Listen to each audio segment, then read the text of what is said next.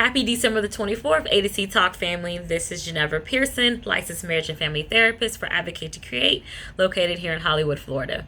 So I know that as you can see, let me start off by saying that, as you can see, I'm still in my office. I've had sessions today. Therapy, mental health doesn't stop because it's December the 24th. But as I've wrapped up things today, it was some powerful work that was done in here today.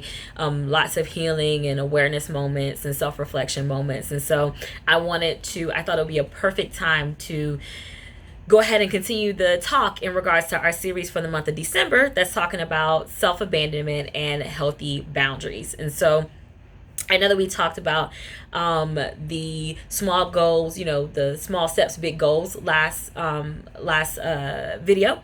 And so I wanted to continue to kind of flesh that out a little bit more and continue to talk about the topic as it relates to the power of the word no, right? And being able to say and adequately use the word no. And so when I was coming up with this topic, one of the things for me was, if anybody that knows me knows that I love to go back and I ask the questions, the tough questions, the questions you be like, how are you thinking about that? Like, why does that even make sense? But I love going back because in order for me at least, to understand how we operate and think and feel today, I have to understand the historical understandings of how did all of these different things add to this current context, right? To help shape and alter and adjust it to be what it is, right? And so that's where I started. So where I started today, when I was kind of going over the topic of the power of saying no, I wanted to know the historical rootings of it. And I just allowed my brain to kind of go there. And some of the things that I thought about, well, when did no become a part of, our history and et cetera? And I know for some people it may go in a whole nother direction. And for some people it may go completely further, maybe even earlier than what I'm going to bring up. But for me, like I said, I was just going based upon my context, and what made sense for me was when I think of the historical usings and understandings of the power of no, it automatically takes me back to periods of oppression and periods of power and authority and differences that were so distinct but yet not true, based upon an ideology that a lot of people grabbed hold to and found it as a truth, right? It was found it as the truth rather than a truth.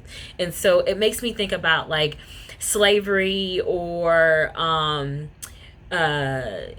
women's rights or any type of oppression in that sense. And so and then I tried to bring it a little bit closer to, okay, so then how does the historical standings play a role today, right? And so immediately I thought of parents and caregivers, right? And guardians who utilize the word no with small children or adolescents or, even to, latter teens, using the word no to exemplify boundaries and being able to teach what is acceptable and what is expected versus what's not acceptable and what's not expected, right?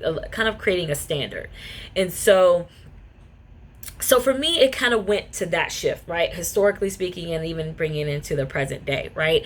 And so the conversation of no comes up in our practice here in Advocate to Create, because I work with a lot of millennial men and women. So these are anyone from about 18 to maybe their mid 30s, right? And so working with them where they come in and they struggle with this idea of setting boundaries and being able to say what you mean and mean what you say without this added fear or this apprehension or this sense of and having this sense of ownership of self and your space. They struggle with it. And so in our conversations, a lot of the stuff that comes up when even the idea of no being a part of their lives or just people's lives in general, it always tends to follow with guilt and shame. Right? So anybody that knows me, they know me, they know that I love Brene Brown, right? I love Brene Brown. She is a licensed clinical social worker in the state of Texas. She's a researcher. She is a clinician. She is a professor. She's just doing mounds, right, in the mental health world. And a lot of her work over the past 15, 20 years has been on guilt and shame, right?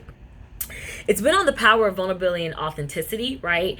As like the bigger umbrella, where shifting the connotation and the meaning of vulnerability and authenticity from such a negative perspective or weakness, a place that can get you in a lot of trouble or can make you end up allowing you to be fully exposed, right, in such a negative way, and kind of shifting the perspective to it being your greatest measure of courage, right? So Brene Brown has really kind of pushed the envelope in that.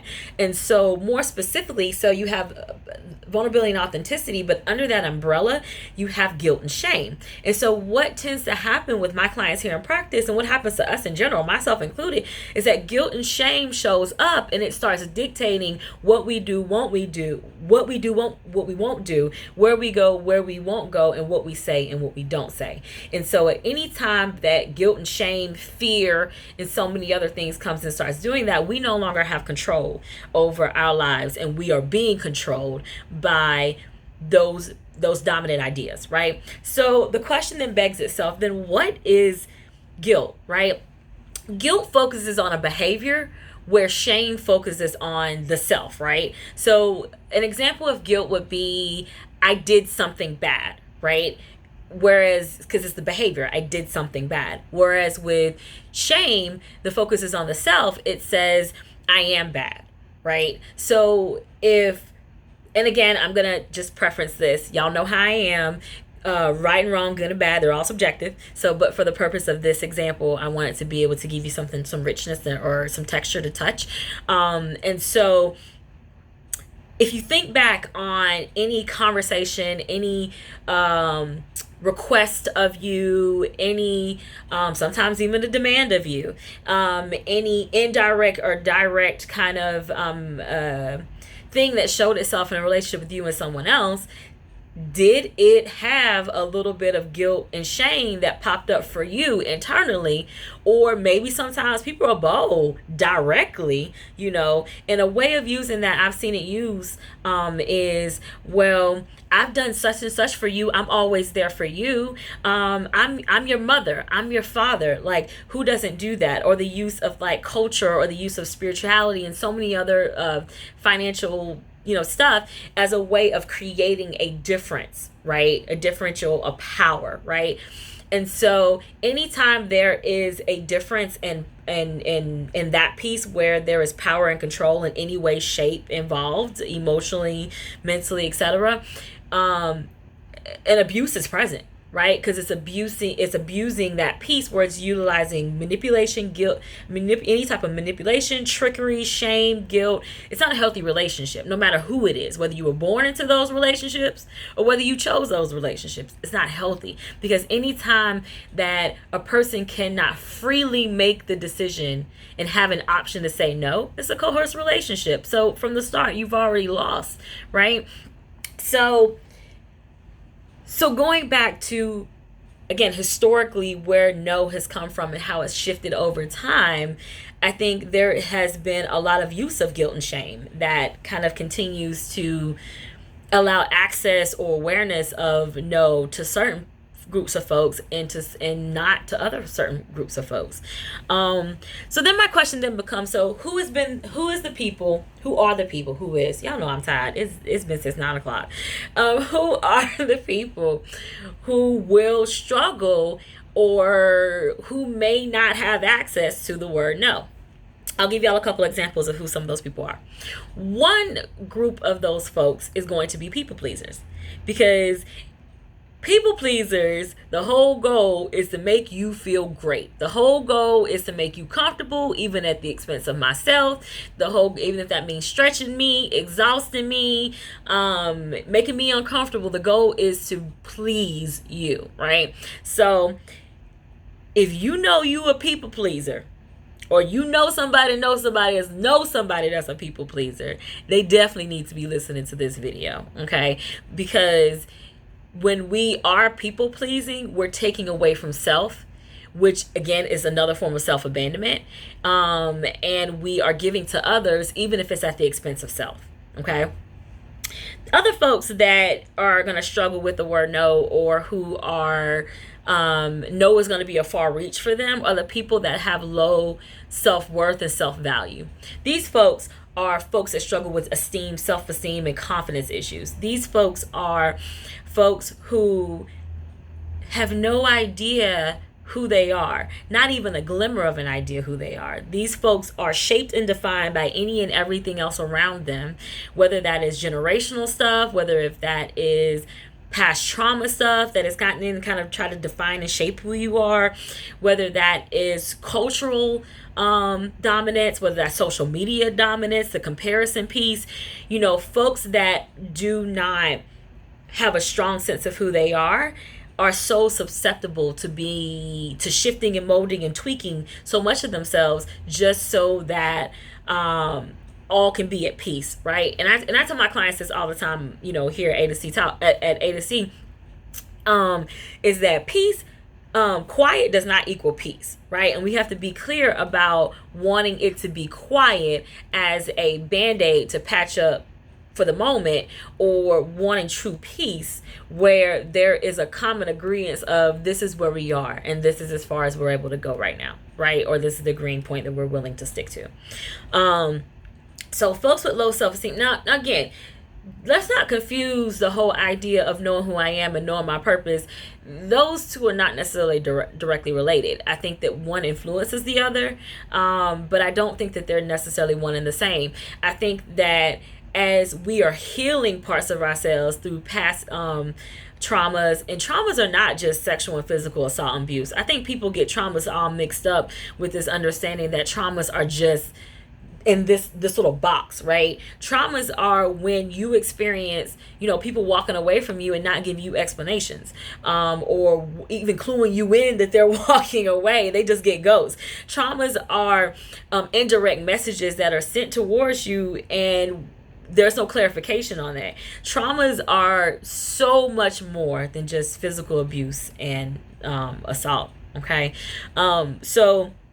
but traumas do have an impact. They truly have an impact on a person's perception of themselves, their worth, their value in the world. And so, if we don't have 10 toes down on knowing who we are, or working towards healing the parts of us that are not whole, and working towards getting to know who we are, then more than likely we will struggle with the word no, because we are looking for any and everything to give us clarification, to know who we are and to fill some of those voids, right? Whether it's people or ideas, we'll be trying to do patchwork, right? To find our wholeness of self. Some other folks that will struggle with the power of no, or who may find it very challenging with the power of no, is those that they're always looking for validation and acceptance. Those folks are gung-ho for saying yes to others while saying no to self at the same exact time. Those folks they find meaning and value in themselves by being connected to others, or for someone to praise them, or for there to be something that gives them recognition that validates who they are, whether that's a person or reward, or anything like that, or a little bit above, or anything and more.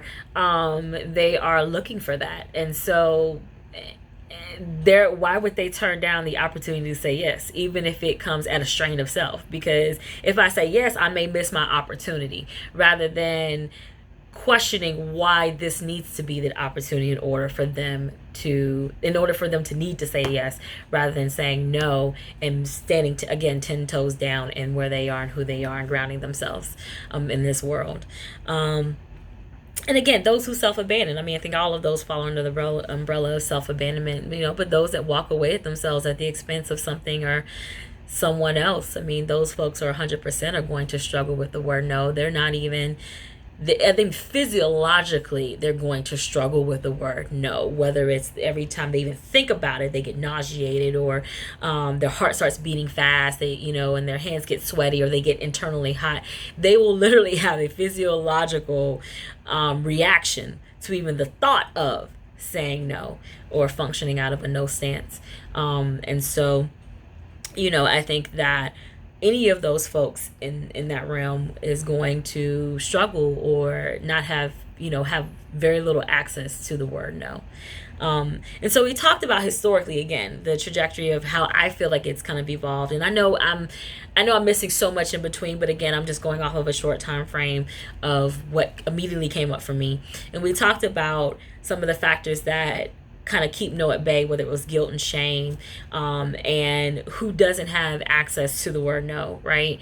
Or who will continue to struggle with the word no because of their current stance, right, in their life. So then, after all that's said and done, who has access to the word no? Like, who got the key? Who has access to the word no? And the answer to that question is people who are constantly healing themselves and who are constantly self-reflecting and being aware of themselves and the world and aware of others, and people that are creating space for themselves. I tell folks all the time, I am at a point in my personal and my clinical life where I no longer am going to fish for a seat at somebody else's table. I appreciate if folks give me a seat at their table. I truly love you. I adore you. I think that it is such an honor to be at somebody else's table. But I'm at the point in my life where I am going to create my own table, and I am going to hold a spot there for you. More importantly, one there for myself. But I'm going to hold a spot for you at the table that allows for, when you want to be there wholeheartedly, and when you don't want to be there wholeheartedly, don't. And knowing that it's not a reflection on me or anything else in my world, it is because you are practicing, I hope, healthy boundaries. And so I say all that to say is that when we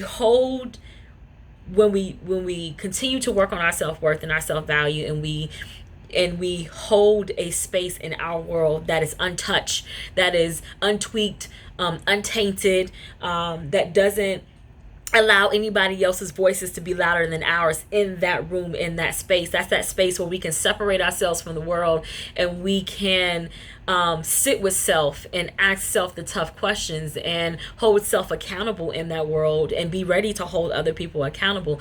Those folks are the folks that are going to truly get the best and I think the most out of the word no, and using it in a healthy way, not only for themselves, but using it in a healthy way for someone else. And, to that degree. So, and boundaries are really important, because I think a lot of times people have this idea that boundary is like this barrier, right? And so it keeps everybody out, and I only let in who I want to let in. And I'm very clear with my clients that I work with, and I'm very clear about that in my own life, is that anyone that's toxic, where their go-to mechanism with you is guilt and shame, anyone that continues to emotionally mentally step on any parts of you, those folks, no matter who they are, those folks must have a Fort Knox boundary around you. I'm talking about guard dogs, lights, cameras, people with shotguns, ready to go, because those folks, they can't hold a safe space for you. A lot of times it's because they can't hold a safe space for themselves. So they project off what's internally happening within. And we take ownership of it because, we so empathetic. We take ownership of it, and then we end up eating it and believing it about self. And so those folks, out, you can't get in. But then there's everyone else there are some folks who they never knew how to be with us. We never taught them. We kind of just skirted around things, or to keep the peace, we kind of just went with, or we didn't even know we could say anything. We didn't want to rock the boat. Those folks, I think they have an opportunity to learn who we are and value who we are. And we don't have to agree with everything that someone else says or does, and they don't have to do with us. That's not what respect looks like. Respect is being able to, again, I'm holding space for me over here, you holding space for you over there, but I can visit you without knocking down your walls and going in and trying to remodel your home. I'm supposed to lean in and get curious and understand, how does this make sense in your world, even if it doesn't make sense in mine. And that doesn't mean I need to abandon my world in order to understand yours, right? So, but a lot of times we don't do those things. I think we just kind of be around each other and get a vibe and kind of, figure, relationships out based upon vibes. And I think sometimes fears come in and says, don't touch certain things or don't say certain things.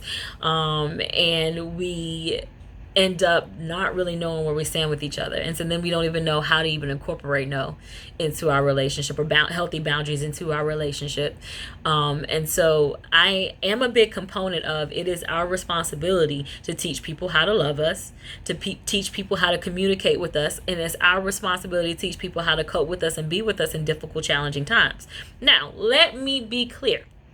I'm not talking about them toxic people that we were just talking about, right? Them folks ain't trying to learn none of that for you. Because if anyone that does not like your boundaries, they invite a lack of disrespect is 100% somewhere around the corner. That means your boundaries don't serve them. If they don't like your boundaries, if they ain't feeling your boundaries, it's because your boundaries being present does not serve them. So let me be 100% clear. I'm not talking about them toxic folk. I'm not talking about those folks who have still healing awareness and healing work to do in their own life. I'm not talking about them. I am talking about the folks that have shown themselves time and time again consistently of being present and supportive of you, but maybe y'all haven't, we've kind of skirted around some things. Again, I think it's our responsibility to teach people how to love us and know us and communicate with us. Even folks straight off the street, folks that you don't even know you, and y'all meeting each other, let's say you at the gas station pumping gas, and you mind your whole business, and somebody comes up or whatever, and whether it's a man or a woman, they come up and they try to spit game at you or trying to get at you and stuff like that. How you allow them, how they approach you, you have no control over that. You can't control every aspect of that, right? But how they are when they're with you, you can, as far as how you present yourself and navigate that situation. So people are raised in all kind of walks of life and have developed survival skills for so many different reasons. And I will never know every person's story, right? But what I can do is implement who I am into their story. Whether they resist that, accept that, sit in confusion, that's out of my control, right? But I can present the version of myself that I know is true to me to the story. So I'll give y'all a perfect example. I was at the gas station, so I was really talking about me. I was at the gas station about, I want to say maybe 2 or 3 weeks ago. And I was filling my gas up, and I was like, oh, I'm just so ready to get home. I'm so tired. I'm so over it. And this guy, he comes up and he's like, hey, how you doing? He was like, I said, I'm fine. How are you doing? And he was like, I'm doing better now that I'm seeing you. And I mean, just spent some corny game, right? And so I knew kind of where he was going with it. And so I didn't allow the version of me that was like, oh my God, I ain't got time for this. You go on somewhere. Because that is not representation of who I am. At the core of me, who I am, that may be representation of how I'm feeling. But that's not representation of who I am. So I always check in with the core of who I am. And who I am has been embedded in, I respect myself by respecting others, even if others do not respect me. So I said to him, I'm doing great. I said, well, it's good to know that you are doing better with the presence of me. I said, so, I'm getting ready to get home, and, so I hope you have a lovely night, and, take care of you. And he was like, so I'm not going to get your number? And I was like, no, I'm not giving out my number, but and I left it at that. And so, of course, he mumbled under his breath and said something when he walked away, and I could have been real petty and hit below the belt of it. But again, it me operating out of my no was not out of pressure. It wasn't out of needing to conform. It wasn't even working out of titles that I have in my life, right? Whether being a partner or whatever the case may be, my no was embedded in my core meaning that at this point in my life, I am not in a space at that point. I was not in a space to partake in any, extra conversations in any way, and my gut told me that it wasn't going to go in a healthy way. So I didn't get out of my face. I didn't get extra about it. I literally kept it, even if the fumbling under the breath for him and all, his swag way of kind of coming at me, I didn't take ownership of that. That had nothing to do with me. That had everything to do with perhaps his experiences with other women in the past. I stuck to me. Okay. So now that I'm off all that soapbox or whatever, I want you to understand that anytime you implement a change in the system in your life, that it's going to be a ripple effect that's going to impact everyone else around you. Not everyone else is going to be on the healing journey of self. Not everybody else is going to be on the, I can't do this anymore. This is not who I want to be and how I want to live my life. And so they're not going to be privy to the details of how you've come to develop that perspective of you.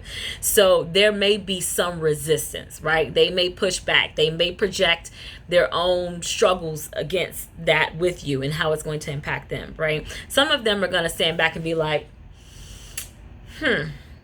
I don't know that I really don't like this, but I kind of don't know that I like it, right? And they're going to sit in that kind of unknown, like limbo stage until they can gather more information to see how they can best navigate it, right? Some of them are going to be downright, I ain't having it, keep it moving, go about your business, right? And I need for you to pay attention to that, right? Because that their behaviors, whether verbally or non-verbally, are telling you something about where they are. And we cannot force someone, trick someone, manipulate someone into loving us and respecting us, right? We have to be the example by respecting self and loving self. And then there's going to be those folks who are going to be like, oh, where you been? How you doing? Right? And they're going to want to embrace you. And it still may be a little bit of a challenge along the way, but again, any change to your system is a ripple effect change to somebody else's system. Okay. So let's get this done. Last piece, right?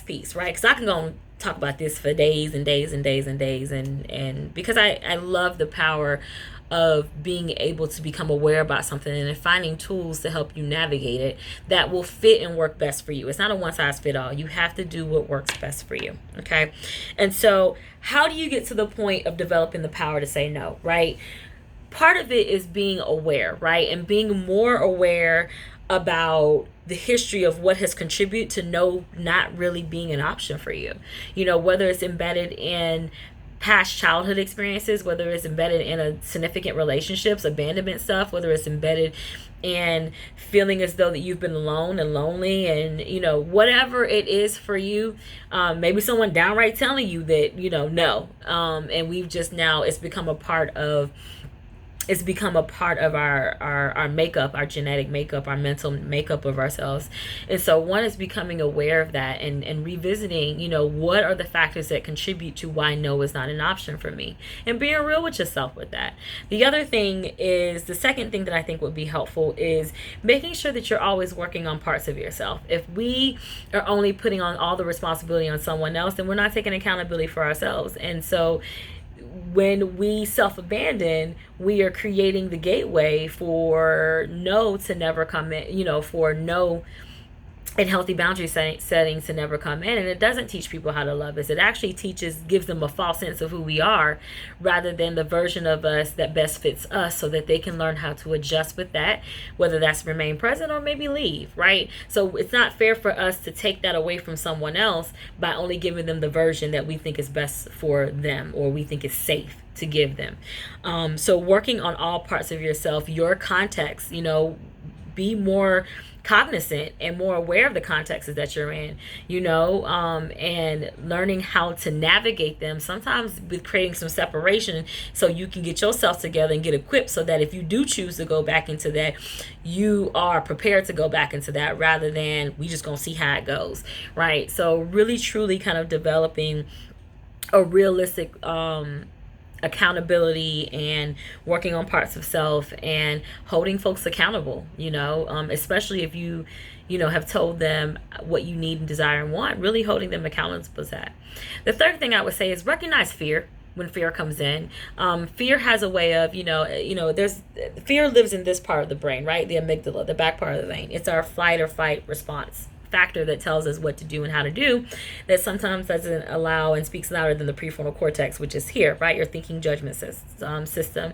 So be mindful of the fear factor. The fear comes in as a cautionary. It's the thing that says, whoa, slow down. Are you sure? So that this part can come in and say, okay, are we doing this? Is there another option? How do you feel about this? Right? So fear is the cautionary piece, right?